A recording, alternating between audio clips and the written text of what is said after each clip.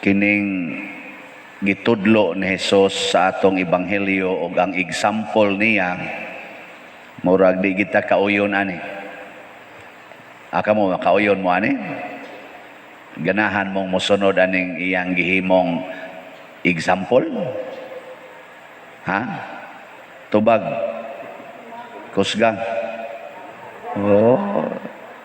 Way klaro eh. Gisayunan kana nga niingon siya diri, pagbantay mo ha sa mga magtutudlo sa balaod nga kanang magsulob og tag-as kay imbiste. Ha, atubangan ninyo ay taas kay imbiste. Ganahan kay mo ani father, bishop, uy cardinal, managsulob amig tag-as nga biste, yukbuan dayon. Ana, pero ningos Kristo ayaw mo ana pagbuhat. Bantay mo ana. Labi na ginang daghan kayog pagampo kanang tag-as kay pagampo na mga hapit na lang tibok adlaw magsigampo pagbantay mo ana kay mga iyawan ona. Tibitaw joke. Di mo may yang giingon dire. Pero di ay gasulob og tag-as nga biste, nagsigig himog tag-as kay pagampo, pero nanlupig sa iyang isig katao, labi na Diyos mga kabos, maunay atong bantayan. Naman sa uban nga tag-as kay biste sama ni San Bonifacio nga obispo, kardinal. Unya, buutan kayo, nagsigig atiman sa mga tao. Bishop Supilo Kamumot gasulob man sa tugtaas nga biste, pero portes ang buutana, wa gyud manlupig, gilupigan hinoon. Ana, so ang kanid ang taong manglupig sa iyang isig katao, bisag magsigi pagsimba, bisag pari pa, bisag obispo pa, bisag santo papa pa, basta mangilog unya manlupig, mapintas matud pa ni Kristo, labi pang makalilisang ang ilang silot. Mas maayo pa ning manglupig nga mubo og biste, labi na gyud nag-short nya mubo kayo nya nanlupig kana gamay ra nagsilot kana yung taas og biste.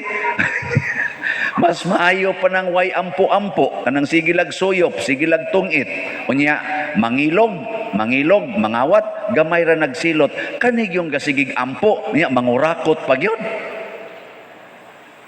Nda tutok lagi bunako. Wanay kuyaw kayo. Ya ka mo, sawan mo, wa mo mabilong ani. Buutan dahil mo. Nakaron, kinsa man ang taong buutan.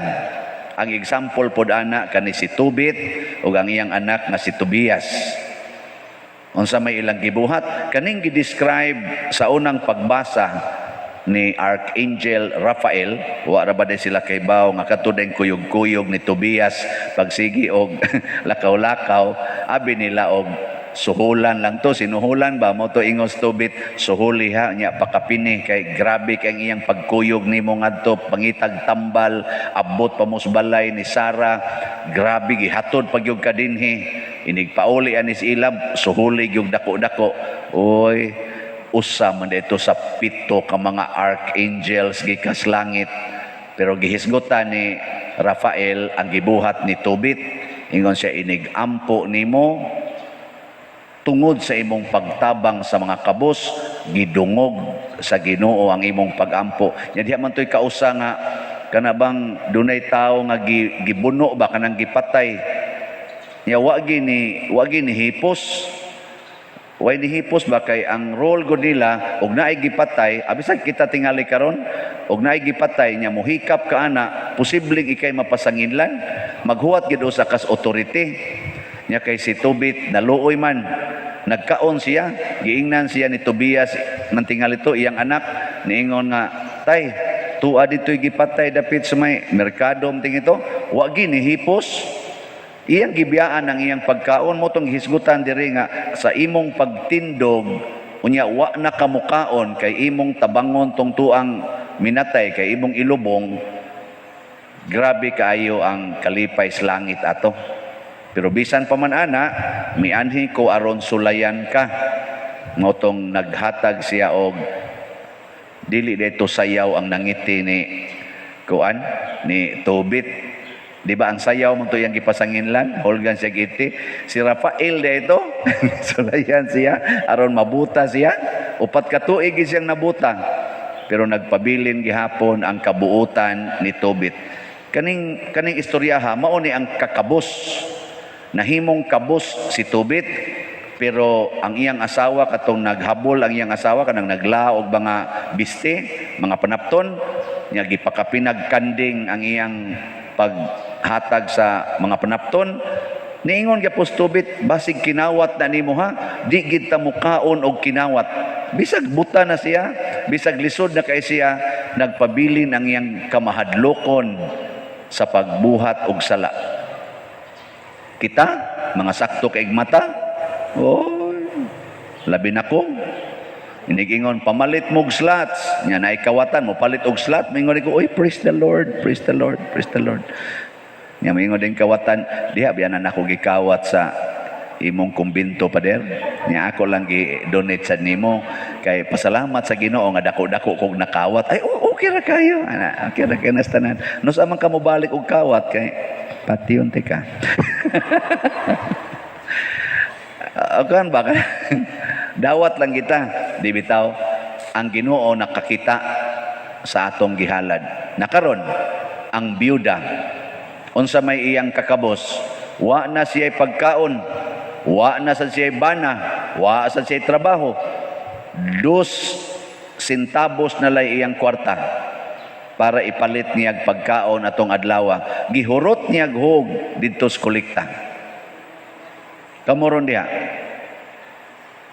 Tistingi ko no ninyo. Karon lang adlaw, karon lang ba, karong misaha. Kanang tanan gid nimong kwarta, ayaw gyud binli bisan gamay, ihog kuno sa kolekta. Sige. Ang mubuhat ana malangit. May kamo sa kuno di, kamo sang tanan nga kuan, napamanggitay balanse diri sa atong gipamaligya nga slots. Napatay ang atong hope and opportunity slots, napay 1,064 ka slots available. Ang atong halin 3,936 na ka slots. Ana, hala sige. Pakyawa kuno ninyo kuno bi. Ibaligya ng inyong yuta og mga balay nya ipalit og slot. Tan-aw na to di ba mo malangit.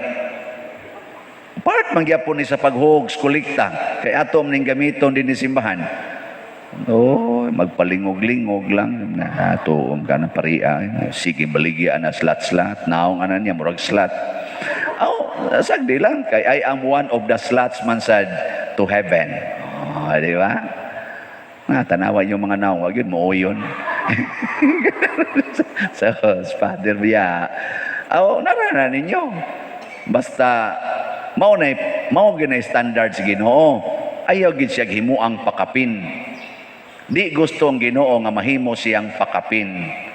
Ang gustos Ginoo, siya'y sentro sa atong atensyon, siya'y sentro sa atong gugma, siya'y sentro sa atong pagdaig.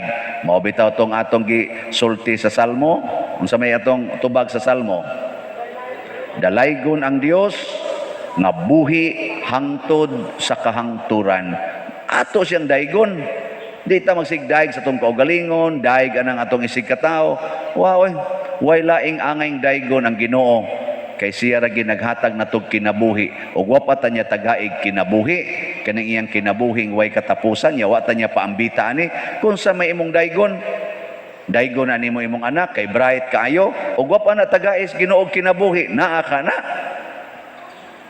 adto naman magsigig daig sa anak ang mga asawa kay nakabanag perting buutan na adto naman magsigig daig no usbana daigas ang pari panagsa oy.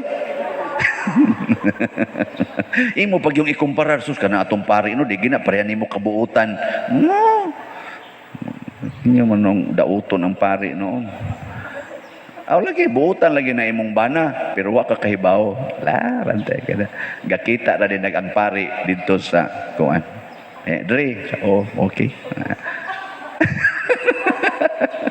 di ay kamo sa no tuor ba din mo na mga binuang istorya buutan gina imong bana pero dayga ang Ginoo nga naa kay buutan nga bana. Magsige na san mog daig sa inyong balay Akong balay nindot kayo, nindot kay akong balay. Gasikag daig sa imong balay. Og wa pa ka tagais Ginoo og yuta og hangin, makatukod ka na imong balay. Wa pa ihatag sa Ginoo ang mga kanini ang mineral resources o kanang na ang mga kahoy, mga lumber, makahimo ka na imong balay. Dahil ka ang Ginoo. Ana. Sige tagdaig ana mga champion sa sports kana mga athletes nato nga purti mga ngilgigang muduwag basketball, tennis ug uban pa diha nga mga athletics nga mga games. Sila mga champion sige tagdaig mura na sila mga Ginoo para nato. Ug wa pay Ginoong gahatag nila kinabuhi, makainana na sila. Wa pay Ginoong ga-supply nila og talents, makaana na sila.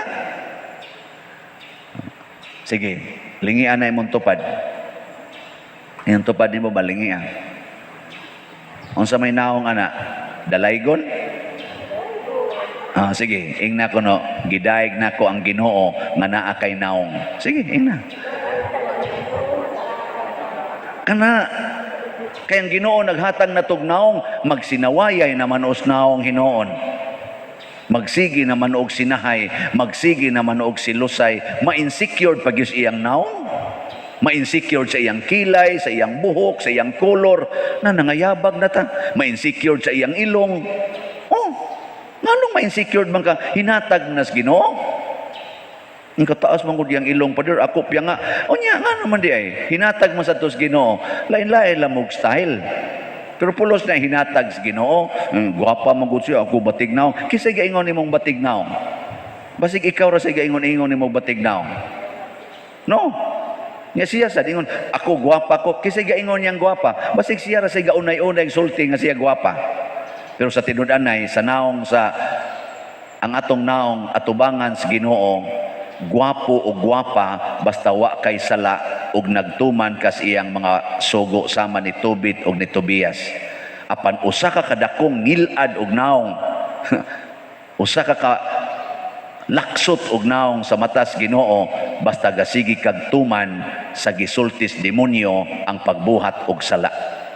Magunsa man og ang imong body flawless, guwapa, tanos og lawas, nindot kayo ang mga kurbas lawas, makabuang og imong tan-awon sexually speaking, pero gasigig engage og premarital sex, nag-live-in sa iyang mga kunuhay ka boyfriend. Nya, mudahig ta na. Ako mudahig ko eh. Sige na, manindog na ta.